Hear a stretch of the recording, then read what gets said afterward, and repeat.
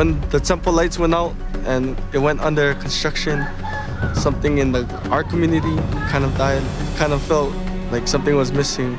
Laie was once a plantation. The immigrants came to Hawaii and had to work. Laie was the gathering place where the temple was built. Back in old Hawaiian day, they would celebrate using songs and melodies and dances to show like their love for everything that they're given, like the temple.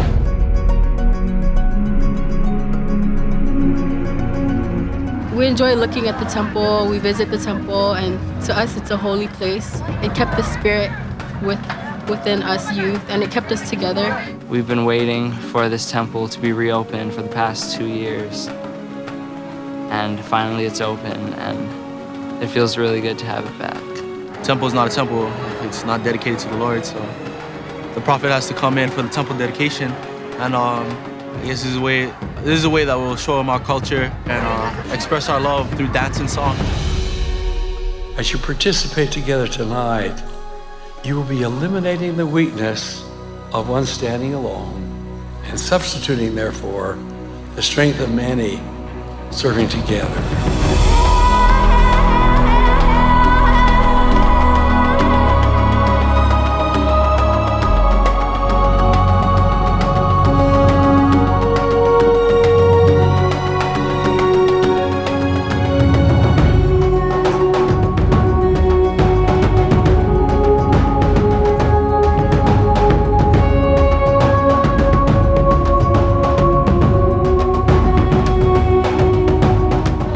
Know that there's other people out there who believe the same things and will stick up for you.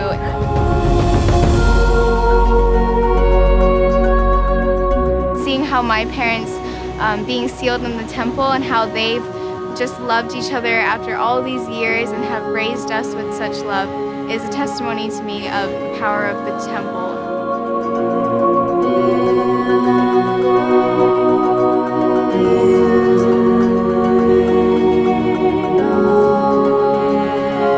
When I was 14 years old, me and my family, we joined the church. To be able to go to the temple with my family, to be sealed for time and all eternity was a great blessing, and I definitely felt the Spirit that day. Now, my young friends who are in your teenage years, always have the temple in your sights.